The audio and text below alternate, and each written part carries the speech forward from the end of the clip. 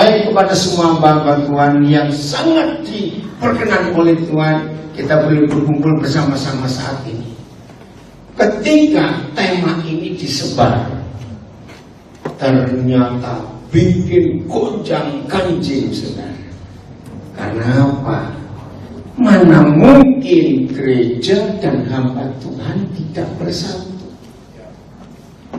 Kedengarannya bukan tema ini, tetapi kita sudah membuktikan bahwa antara gereja dengan hamba Tuhan, tidak semua gereja bisa bersatu dengan Tuhan, dan tidak semua hamba Tuhan juga bisa bersatu sesama hamba Tuhan. Betul atau salah kalimat? Nah, siapa yang mengusahakan kasus ini?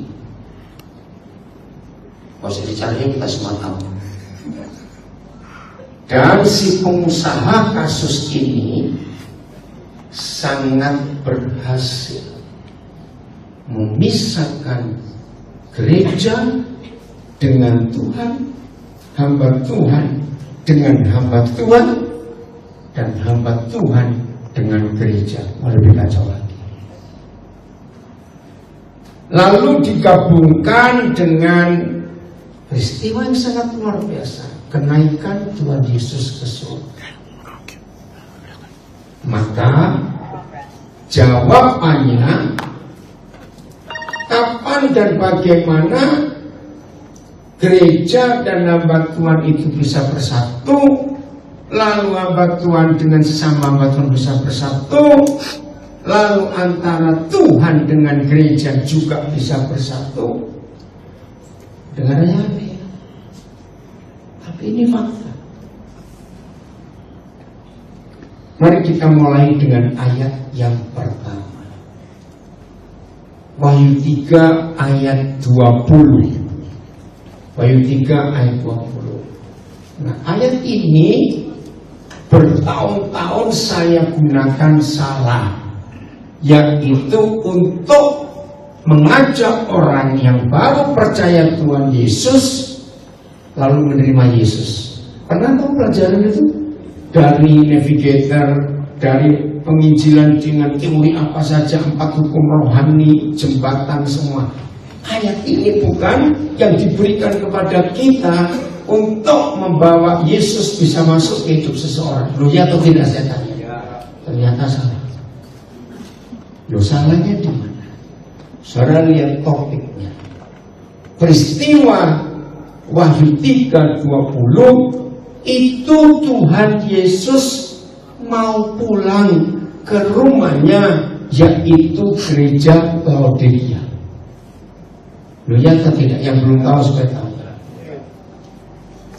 Nah, ini yang terjadi dengan tema yang terpilih. Bagaimana gereja dengan Tuhan bisa terpisah?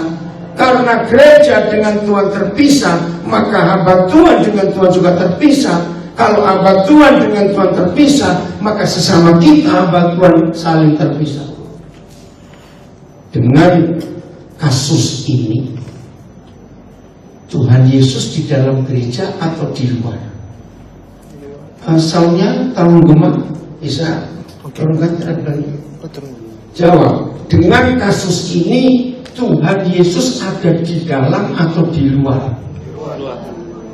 Ini yang membuktikan bahwa tema kita tidak salah. Bahkan kalau saudara baca, saya percaya sebagai hamba Tuhan kita tahu. Ingat teguran Tuhan Yesus kepada gereja Laodikia. Kamu kaya, kamu aktif pelayananmu, tapi tegurannya ternyata kamu itu miskin, buta, dan telanjang. Saudara catat, gereja yang dikatakan oleh pemilik gereja yang sesungguhnya sedang aktif-aktifnya pelayanan, kaya, uangnya banyak, mewah gedungnya, Tapi di hadapan Tuhan Yesus, miskin, buta, dan telanjang. Saya harap tidak ada seorang pun di antara kita, oh aku tahu, itu gereja itu bertobat. Kita lihat ke diri kita sendiri. Apakah pelayananku yang aku kerjakan sekarang berkenan gak kepada Tuhan Yesus? Nanti kita akan ketemu jawaban pertanyaan ini di satu ayat. Tapi saya teruskan dulu. Jawabnya ini pertanyaan sangat penting. Berarti menurut Wahyu 3 ayat 20, ada cukup banyak gereja di akhir zaman yang pelayanannya wah, yang fasilitasnya wah, dan tetap ada Alkitab, tetap ada khotbah, tetap ada doa, tetap ada pujian, dan tetap nama Yesus Kristus disebut. Tetapi pribadi yang satu itu tidak ada di situ. Ayo kita tanya, terus ngapain kalau nggak ada yang satu itu? Betul tidak? Yang ada cuma gambarnya, foto-foto Yesus. Yang ada cuma sebutan nama Yesus. Saudara, kalau kita pernah ingat kisah Rasul 16, nggak usah dibuka ya. Oh, belum baca ya ayatnya. Ditampilkan bisa nggak? Ya. Oke, nanti kita baca dulu Wahyu 3:16. Atau Alkitab suara silakan di layar dulu. 1, 2, 3. Gimana suaranya? 1, 2, 3. Iya. Aku berdiri di buka pintu dan mengetok. Ya.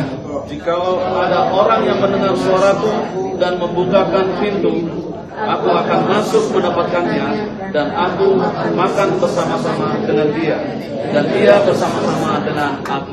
Ini aneh. Tuhan Yesus mau pulang ke rumahnya pakai ketok pintu. Saya tanya,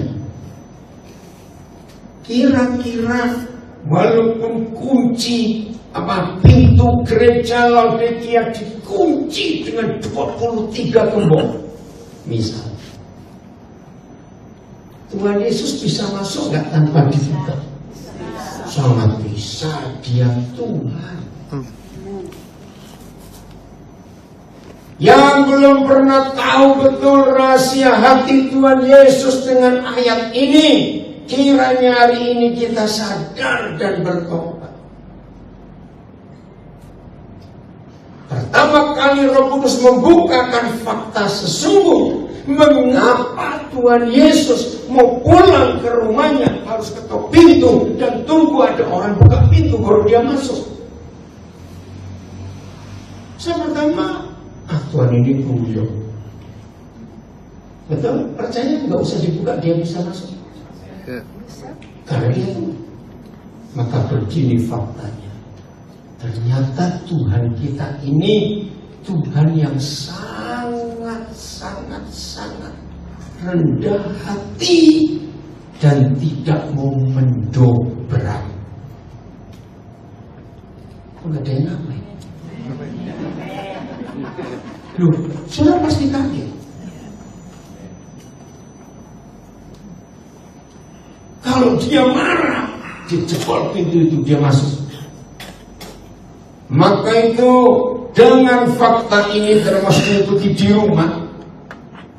Jangan pernah nyalakan Tuhan kalau terjadi sesuatu yang gak baik di hidup kita, keluarga kita, pelayanan kita, bisnis kita, dan semua hal.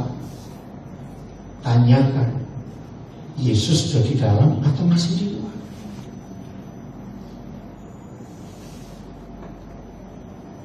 Jadi Tuhan Yesus Kristus itu sopan. Amin. Bahkan sangat sopan. Dia tunggu kita buka pintu, baru dia bisa masuk, lalu makan bersama dia. Kebalik. Ini jangan sampai kebalik. bukan kita makan bersama dia. Lihat urutannya, dia yang makan bersama kita. Apa bedanya? Oh, beda. Masih ingat Yohanes 4:34? Makananku ialah Melakukan kehendak Bapakku. Nah, kalau Tuhan Yesus setelah kita buka pintu hidup kita, pintu gereja kita, dan dia masuk, berarti siapa yang melakukan kehendak siapa? Jangan kebalik. Jawab. Yes. Apa? Ini serius. Lagi sekarang. Yohanes 4:34, Tuhan Yesus berkata, makananku ialah. Betul? Nah, coba baca Alkitab saudara, Wahyu 3:20, siapa ngajak makan? Nah, ini luar biasa. Artinya apa? Coba jawab. Setelah 40 menit saya salah besar. Artinya apa? Bukan kita makan bersama dia. Yesus bersama kita. Yesus yang ngajak kita makan bersama dia. Jadi artinya seperti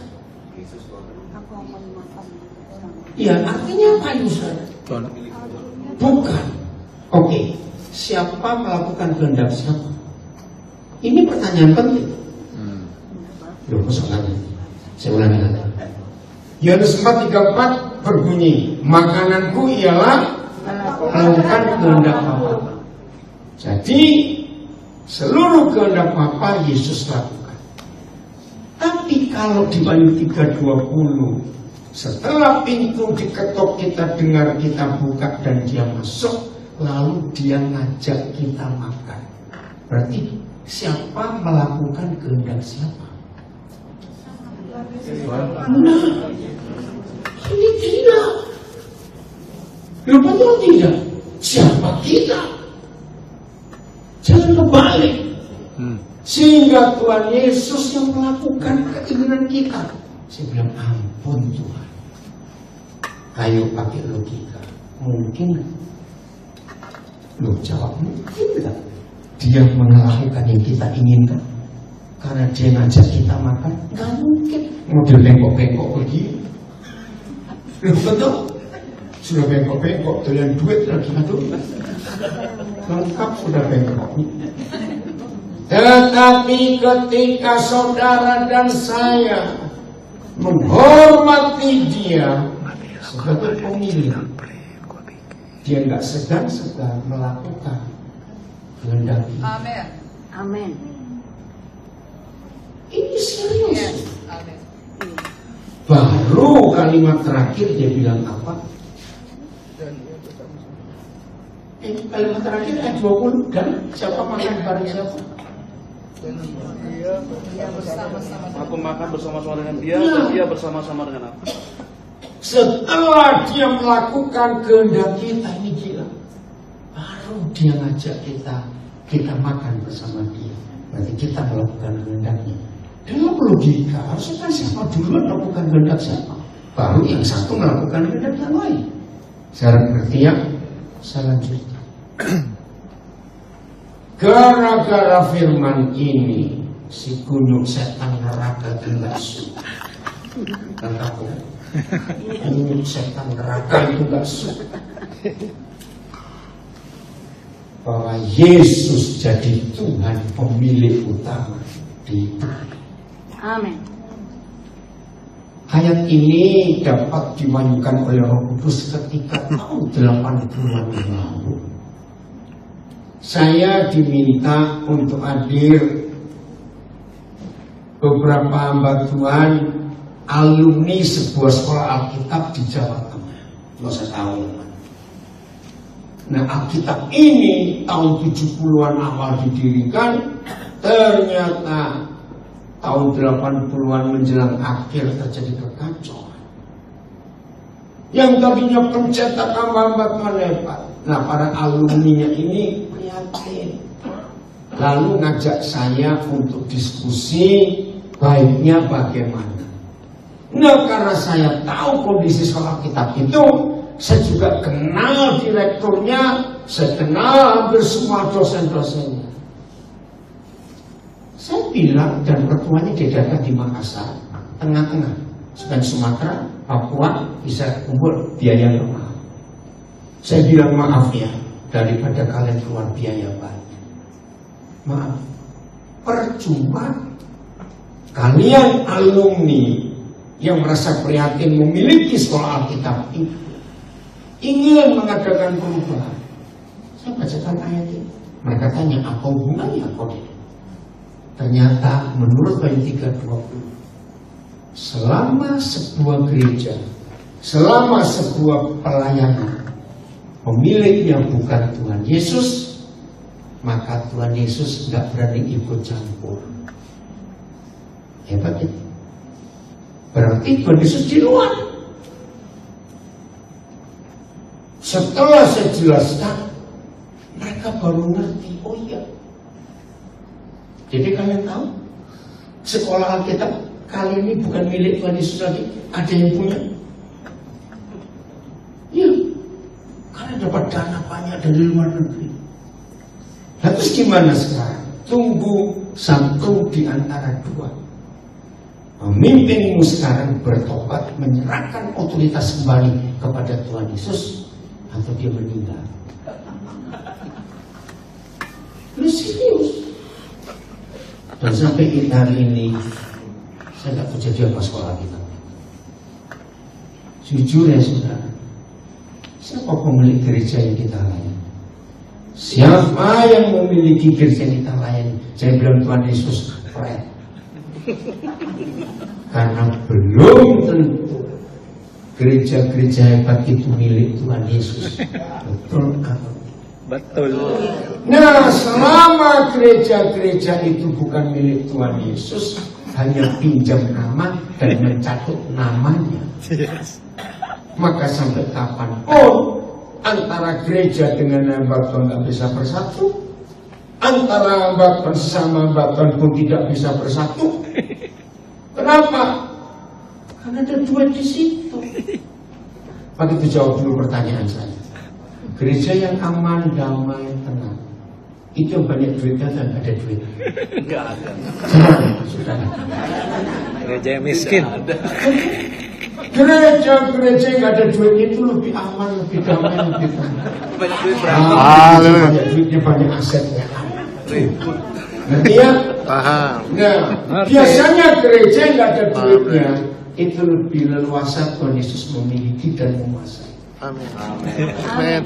Tapi sejarah gereja mencatat, maaf ya orang kaya jangan tersinggung. Kalau saudara nggak begitu jangan tersinggung. Kalau saudara tersinggung ya saudara orang. Sejarah gereja mencatat, di mana ada orang kaya dalam gereja itu, pendetanya dibeli dan dia ngatur. Yes. Jawab ya. Yes. Di situ Yesus keluar. Yes. Itu pertama. Di situ Yesus. Dan ini fakta sudah. Hamba-hamba Tuhan yang disetir oleh orang kaya, maka khotbahnya enggak murni. Betul atau salah? Betul. Itu. Saudara, jadi selama Tuhan Yesus tidak kita bukain pintu, dia nggak bisa masuk. Dan kalau dia masih di luar kita, jangan minta tolong dia, sebab dia sopan, tidak mau mendobrak, tidak mau kudeta pemilik gereja. Ini ayat luar biasa. Oke, Matius 7 mulai ayat 21 sampai 23. Ada yang ngomong di sebelah situ saya dengar. Matius 7. Matius 7. Sekarang ada apa? Ya, ayat 21. Ngeri. Bukan setiap orang yang berseru kepadaku, Tuhan, Tuhan, akan masuk ke dalam kerajaan surga. Wah, makin celaka ya. Kalau begitu semangatnya kita panggil Tuhan, Tuhan, Tuhan, jadi Tuhan, Tuhan, Tuhan. Karena kecepatan, kalau semangat. Bagus kan bahasa Indonesia itu. Siapa yang bisa masuk surga? Melainkan dia yang melakukan tanda-tanda di surga. Nanti kita akan cari. Hanya ada satu ayat di Alkitab yang memberi penjelasan apa itu kehendak Tuhan. Ya, cuma satu. Ayat 22. Pada hari terakhir, kapan hari terakhir ini? Sekarang. Betul, sekarang. Tanda-tanda zaman yang ada di Matius 24 makin gencar tergenapi. Betul atau salah? Berarti pada hari-hari ini banyak atau sedikit? Banyak orang yang berseru kepadaku. Stop dulu.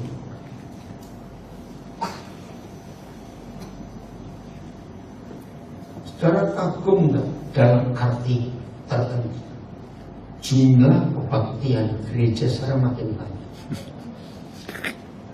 Mal-mal di kota-kota besar itu senang kalau yang nyewa gereja. Betul? Kenapa? Bukan punya duitnya. Pasti jadi rame. Karena habis kebaktian makan, belanja. Di sini. Nah ini terjadi banyak. Ya ayat 22. Pada hari-hari terakhir hari-hari ini banyak orang yang berseru kepadaku, Tuhan, Tuhan, bukankah kami bernubuat demi namamu dan mengusir setan demi namamu dan mengadakan banyak mukjizat demi namamu juga. Dengan 3 pelayanan yang hebat ini apa Tuhan hebat? Loh, kalau lihat hasil pelayanannya, bernubuat demi nama Tuhan, buat apa? Mengusir setan demi nama Tuhan, mengadakan banyak mujizat demi nama Tuhan. Ini hebat. Hebat. Sekarang catat Matius 7:22. Tanya anak-anak saya, kalau saudara kenal berapa anak-anak saya. Saya selalu berkata kepada mereka, kalian jangan pernah menilai apa waktu sedang khotbah dan pelayanan. Sebab mimbar ini panggung sandiwara. Saya suruh anak-anak saya untuk menilai saya dalam hidup sehari-hari. Bagaimana saya gunakan uang, bagaimana saya ketemu orang, bagaimana saya buat ini, buat itu. Nah pertanyaannya, ini penting.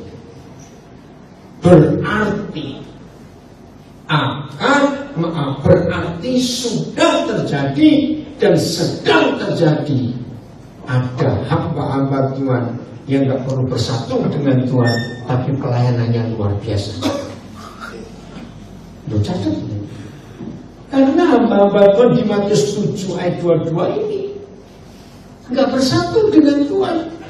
Mereka juga tidak melakukan kehendak Tuhan. Bahkan di ayat 23 tetap yang ayatnya. Bahkan di ayat 23 ditegaskan, aku gak pernah kenal kamu. Betul? Maka itu jangan sombong. Kalau saudara dan saya bisa dipakai oleh Tuhan untuk bernubuat, untuk mengusir setan, untuk buat mujizat. Ini saya pertanyakan lama sekali kok bisa. Dan pertanyaan ini sudah jadi umum. Apa betul orang berdosa bisa dipakai Tuhan? Jawabnya bisa. Bisa. Kenapa? Ini harus kita tahu.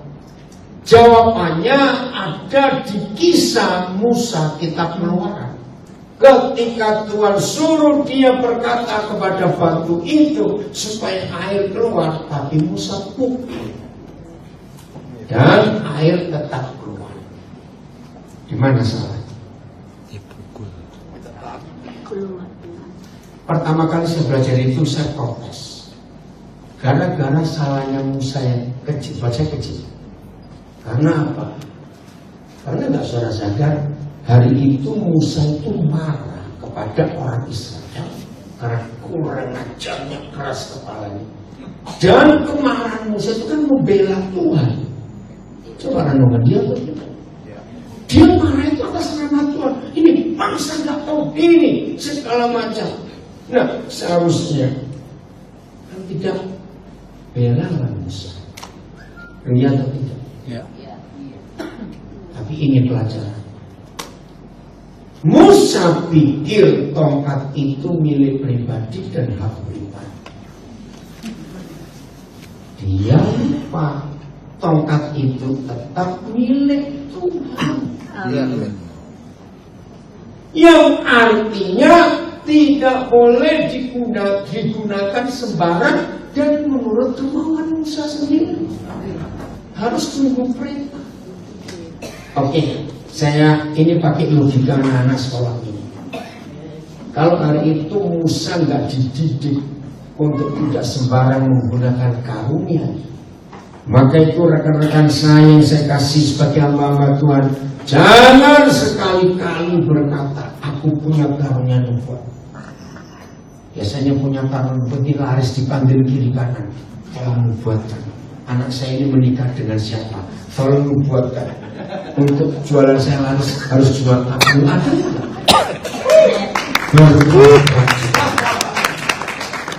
Jangan tersinggung. Gini. Biasanya begitu. Di Malaysia dan tante-tante. Jadi punya kamu yang melihat setan. Panggil dong. Cek rumah saya itu setannya sebelah mana. Lo ada nggak? Awas. Ini penyesatan. Didik buat. Maaf Ustaz. Saya harus ngomong. Walaupun nggak sebut nama. Mengapa hamba Tuhan yang seperti itu kadang dari Malaysia dan dari Afrika? BU. Lu buat apa? Dari bu. Lu serius? Saya nggak ngerti kenapa. Maaf.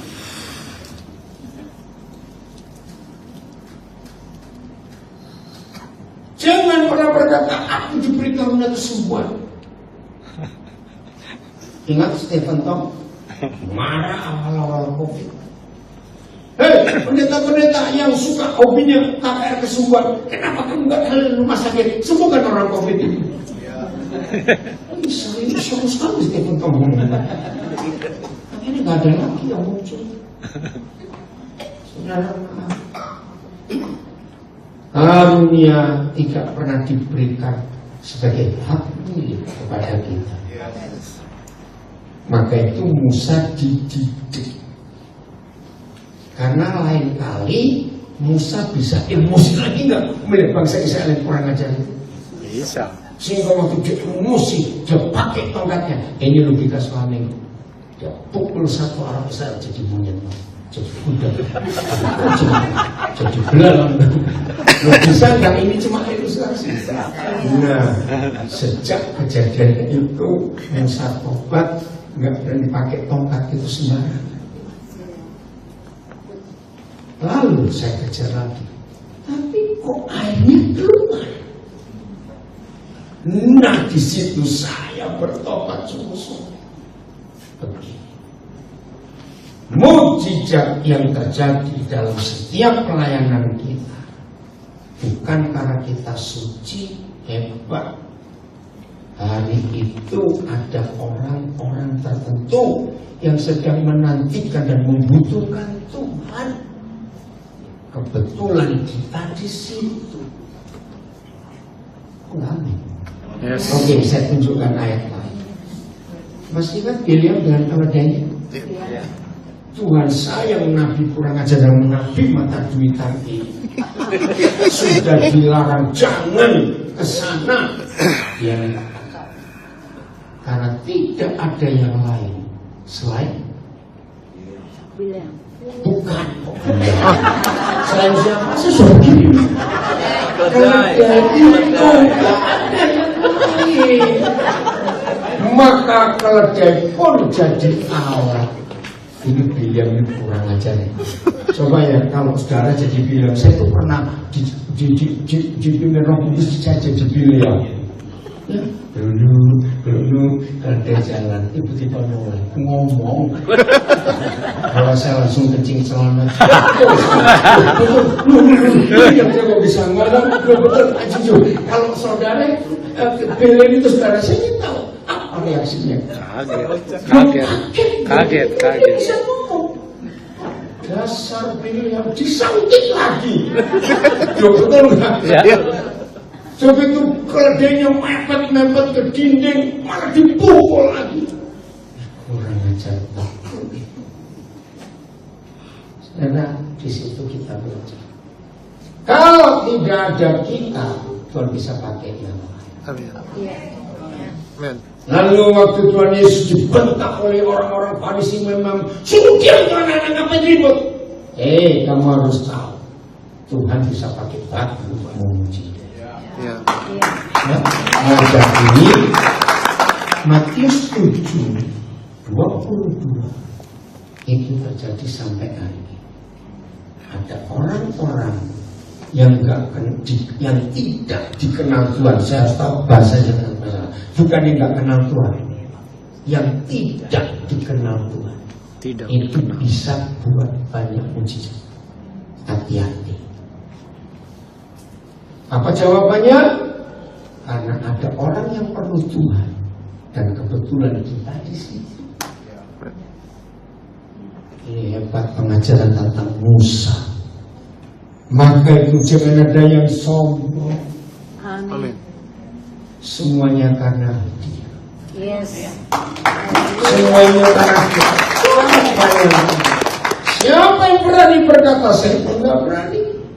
Tuhan, aku sudah bernubuat demi namamu. Aku sudah mengusir setan demi namamu. Aku mengadakan banyak mujizat demi namamu.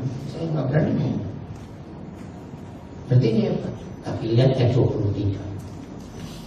Pada waktu apa? Pada waktu Itulah apa? Bukan itulah, saya tahu bisa baca saya. Belum. Ini nggak masuk pertanyaan saya. Pada waktu gereja yang tidak pernah dikenal oleh Tuhan dan gereja itu buat banyak mujizat. Loh, kok tertawa? Begitu caranya baca. Jadi jangan baca pada waktu itulah saya. Ulang ya. Jadi pada waktu kapan? Gereja yang tidak dikenal Tuhan buat banyak mujizat. Aku akan berterus terang stop. Saya gemetar bertanya-tanya. Sekarang keluarkan kalimat, aku akan berterus terang kepada mereka. Artinya, artinya apa? Melakukan? Bukan. Mengusir setan? Bukan. Oke, kelamaan. Ya, supaya waktunya nanti ini. Berarti sudah lama atau baru hari itu Tuhan Yesus? Nah, saya berkata, Tuhan, jangan biarkan saya terus berdosa. Lebih baik kau berterus terang sekarang. Setuju? Iya. Saya nggak mau berterus terang nanti. Pasti terlambat. Ngeri. Maka itu ketika hamba Tuhan yang sombong, fasilitasnya banyak, bisa buka gereja di mana-mana, mencuri anggota gereja dengan fasilitas yang ngeri. Iya. Itulah gereja yang bukan milik Tuhan. Dan Tuhan akan bisa bersatu dengan gereja seperti itu. Doa yang benar, katakan kepada Tuhan Yesus. Sekarang aja terus terang. Karena ini loh yang namanya manusia. Dengar baik-baik. Apa itu manusia? Saya punya banyak definisi. Salah satu, manusia itu adalah makhluk yang paling pintar lihat salahnya orang lain, tapi susah lihat salah diri sendiri. Dan jujur diberkati Tuhan. Betul, itu manusia.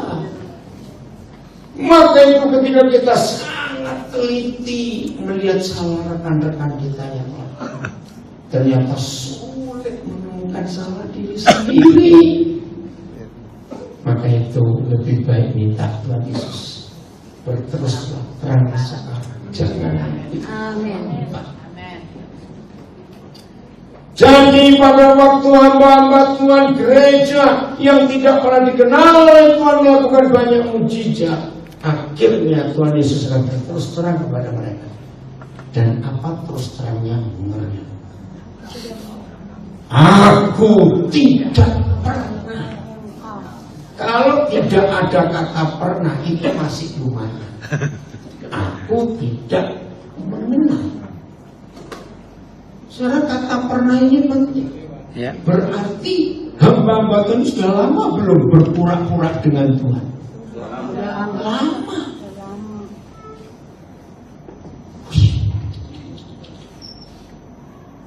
Aku tidak pernah mengenal kamu. Walaupun kamu itu mengaku hambaku dan buat banyak mujizat, ini kan celaka sekali. Anyalah. Maaf. Kata anyalah begitu intonasinya. Anyalah. Betul nggak?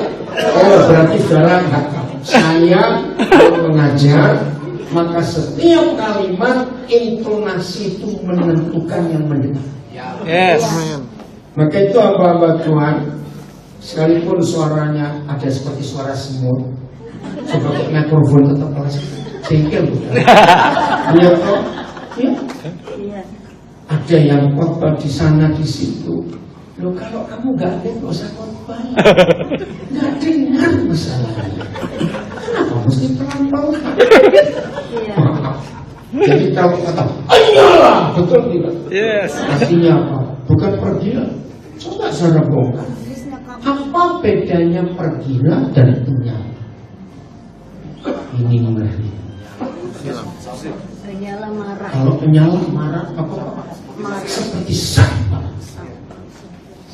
Menyala daripadaku siapa? Loh, siapa ini loh? Baca. Menyala daripadaku siapa cepat? Pendeta. Hai kamu. Sekalian pembuat Kejahatan. Berbuat demi nama Tuhan, mengusir setan demi nama Tuhan, buat banyak mujizat demi nama Tuhan, tapi di hadapan Tuhan kau buat kejahatan. Kalau Tuhan Yesus mengatakan ini, berarti ada kasus. Tolonglah kami Tuhan, kiranya bukan kami di sini sekarang yang kena kasus ini. Tolong. Amin. Maka itu apa yang kita mau sombongkan? Iya. Cuma debu tanah begini. Mandi pakai perfume tetap bahagia. Betul enggak? Supaya sombong-sombong itu betul.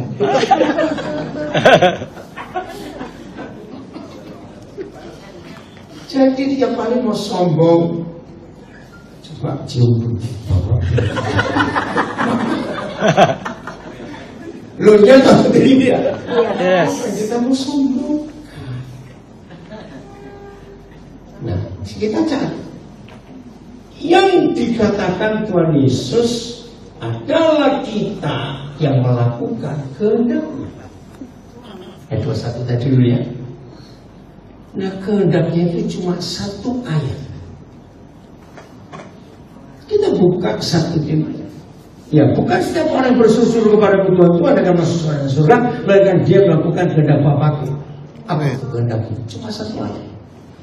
1 Timotius 2 ayat 4. Ayo kita buka. 1 Timotius 2 ayat 4. Cuma ini kehendak. Maka itu gembala-gembala rekan-rekan saya berkata, jangan ajak jemaat, saudara mari rebut depan kita doa puasa untuk mencari kehendak Tuhan. Kehendak Tuhan sudah tertulis, ngapain dicari pakai puasa lagi? Setuju?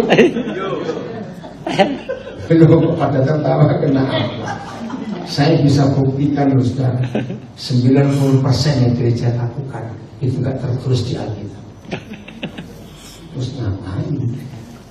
Baca apa kehendaknya? 1, 2, 3. Ayo baca 1, 2, 3. Yang menghendaki supaya semua orang diselamatkan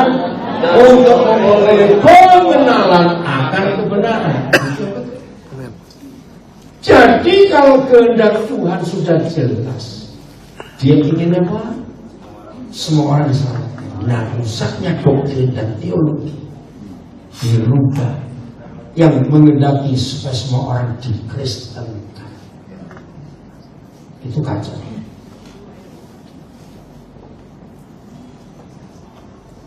Yesus paling gak suka kata Kristen. Catat, kaget ya. Sebab kata Kristen di zaman itu persis seperti FPI yang dibubarkan zaman sekarang. Loh, kenapa? Karena murid-murid Yesus dicap pemberontak pada pemerintah Roma dan mereka ingin makar bentuk pemerintahan baru dan Yesus jadi raja mereka. Itu kejahatan.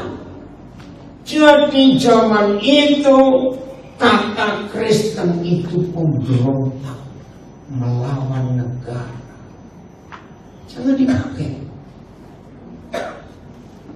Ada Yesus. Baru tahu kan?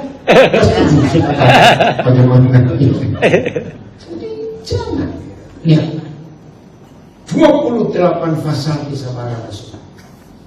Sebutan dominan buat yang mengikut Yesus itu apa? Bukan, Kristen lagi balik lagi. Kristen itu cuma satu kali di Kisah Rasul. Kisah Rasul 11. Tapi dari pasal 1 sampai pasal 28 murid itu ratusan kali. Nah, setan gak suka dengan kata murid ini, karena kata murid itu identik gini. Tiap kali selalu mendengar kata murid, muncul apa di benak kita? Ya, jangan bilang makan, awas. Kalau kita belajar, itu belajar yang kita sudah ketahui atau belajar hal baru yang kita belum tahu dan ingin tahu.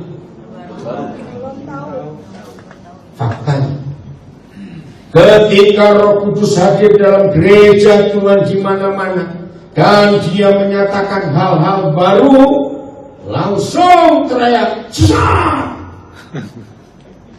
Betul atau tidak?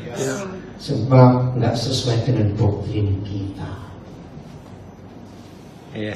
Maka itu gereja goblok-goblok karena yang dipelajari cuma yang dulu. Harus sesuai dengan doktrin kita.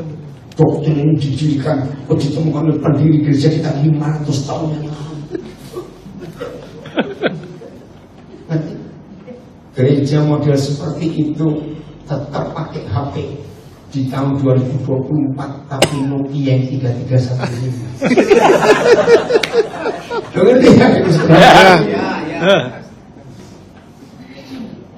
ada yang mau diberi gratis Nokia 3315. Ya nggak tahu, masa tahu. Anggap aja tempe goreng.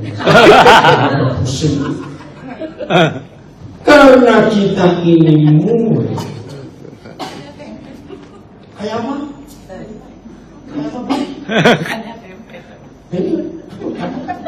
Lo tahu kok Nokia 3315? Jadi ganjal lebih aja gak bisa. Nah, itulah gereja. Tiap kali ada hal baru, kita kembali ke doktrin.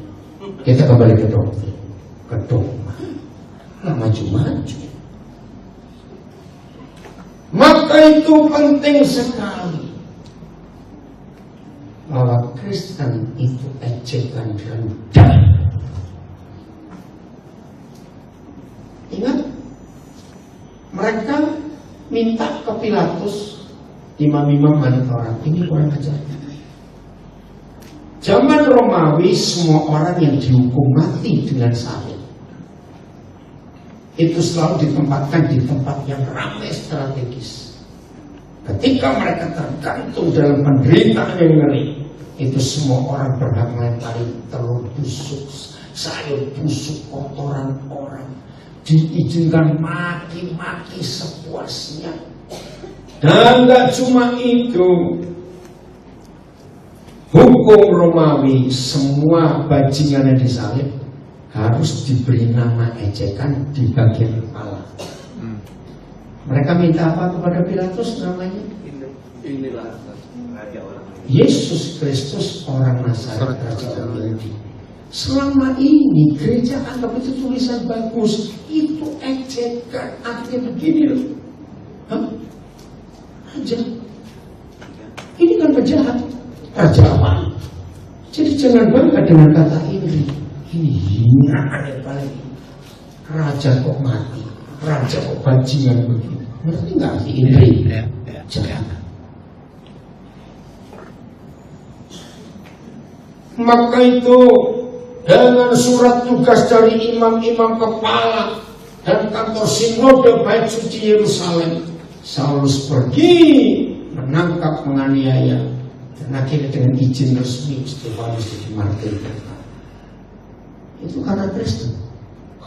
Makar ini.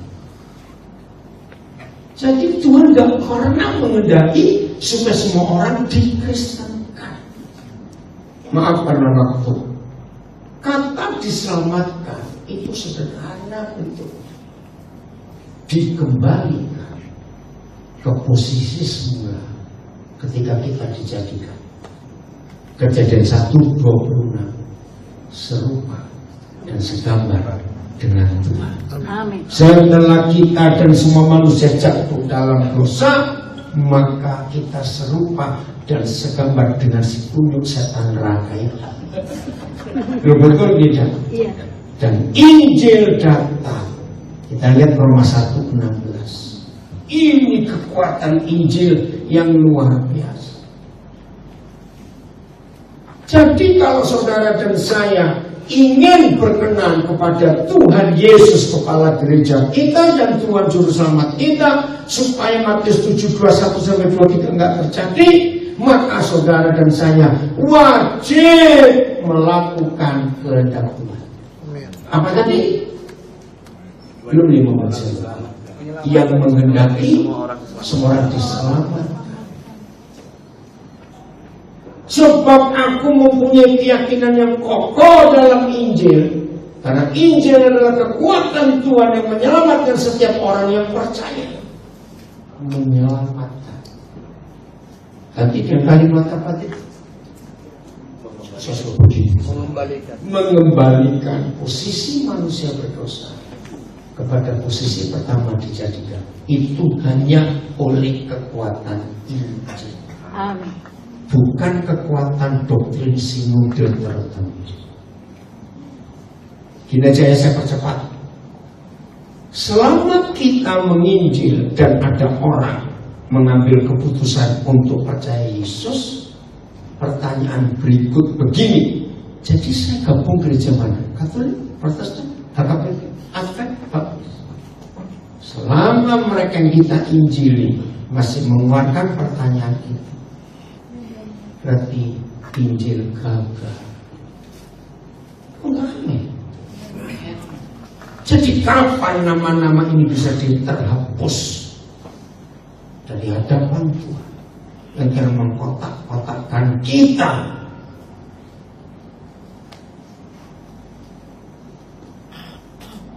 Injil, sebab aku mempunyai keyakinan yang kokoh dalam Injil, karena Injil adalah kekuatan Tuhan yang menyelamatkan setiap orang yang percaya. Pertama-tama orang Yahudi, tapi juga orang Yunani.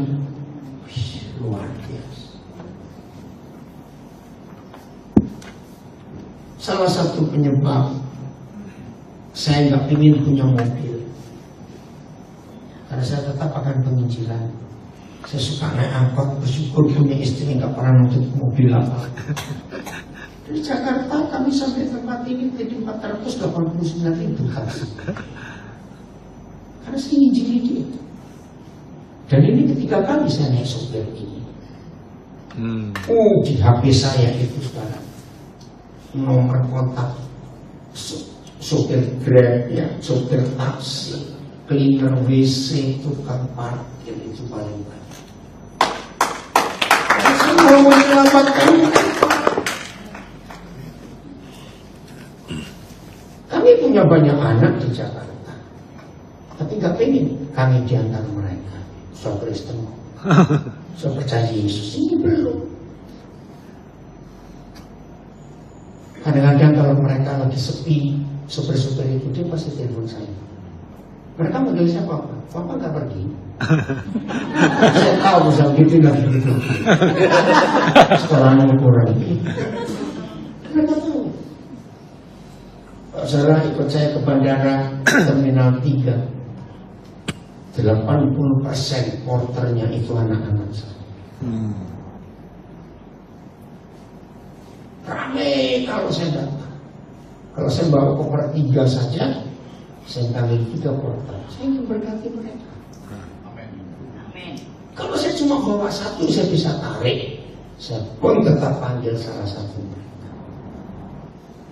Dan mereka itu punya target sehari 12 setoran. Saya berkati mereka demi Injil.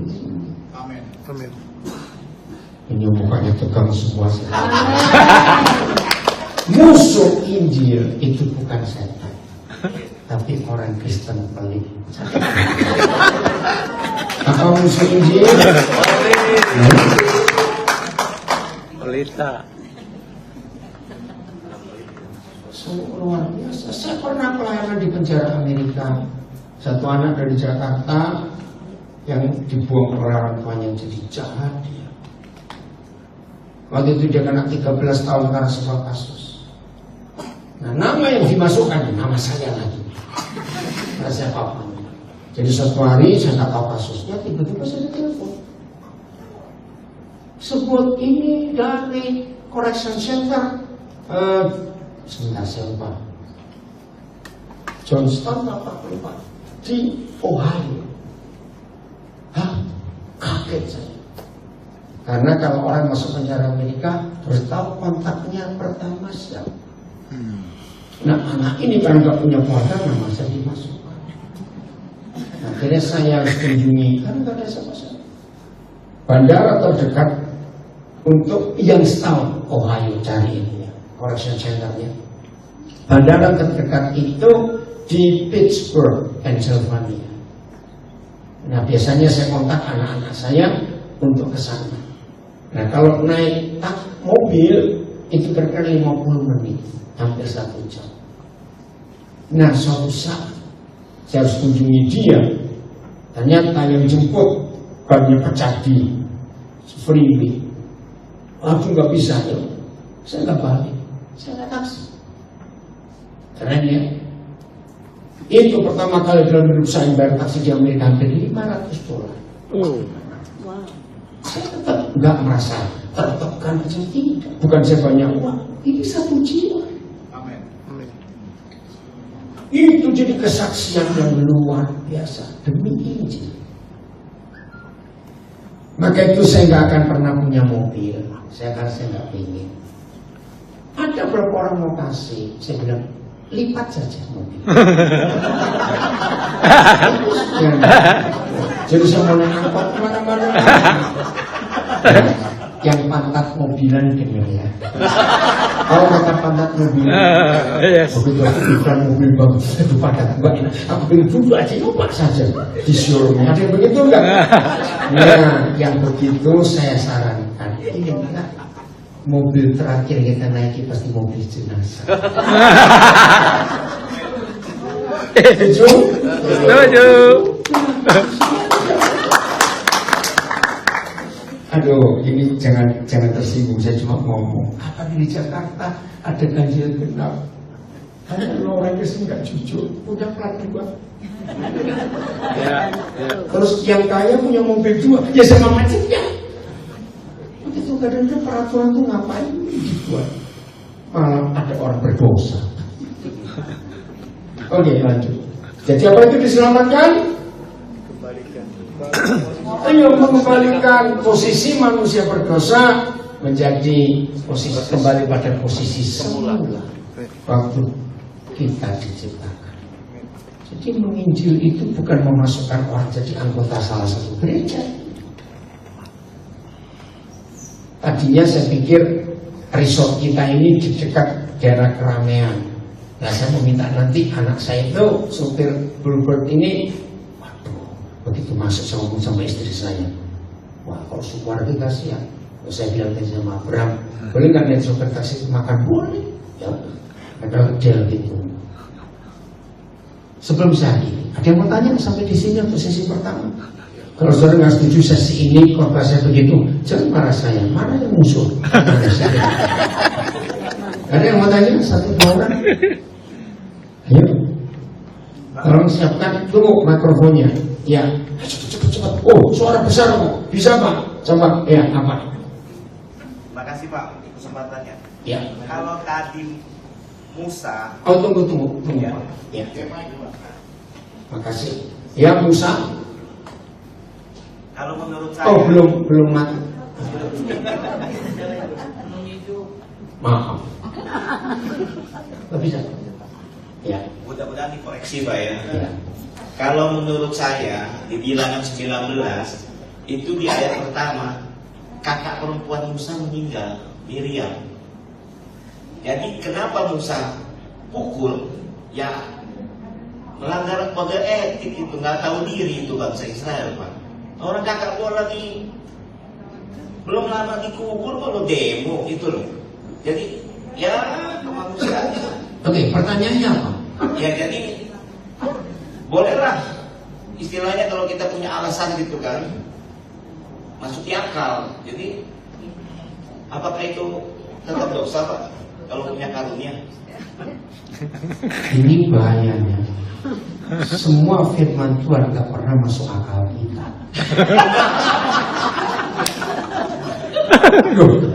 Betul tidak? Maka itu sampai hari ini kita masih sulit mengenal apa kita. Gak masuk akal semua. Iya.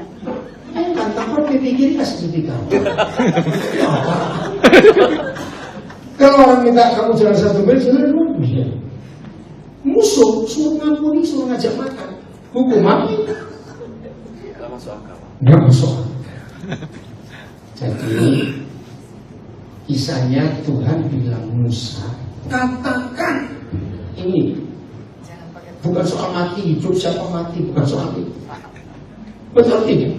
Katakan kepada bukit batu ini air keluar. Coba kalau kita jadi Musa bisa stres. Ingat di Bilangan berapa itu ketika itu mereka datang rame-rame minta daging. Lalu Musa berkata, Tuhan, akan dari waktu itu sudah tidak mau. Wih, untung Tuhan gak suka tersinggung kayak gitu.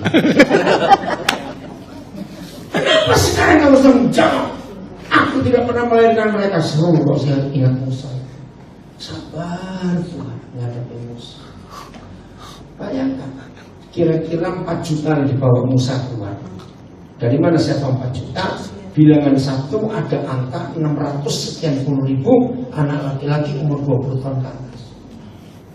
Nah kalau anak laki-laki 690 ribu, orang tuanya berapa, adik perempuan berapa, kakak perempuan berapa, om tantenya dihitung semua, itu 4 juta. Dan di pasal itu dikatakan, maka mereka menangis bersama. Ayo siapa pernah punya anak 4 jam? Stres gak? Ini 4 juta nangis bareng. Lo betul tidak? Jadi Musa bukan soal kakaknya meninggal. Oke, 1 orang aja cepat, habis ini makan. Oh, silakan. Yang kuat. Pak Pendeta, saya mau bertanya, kenapa Bobon sekarang banyak berribuan minta uang dan juga kenapa anak Tuhan juga pelit? Oke. Jawabannya kenapa banyak hamba Tuhan bernubuat minta uang, karena dia debt collector.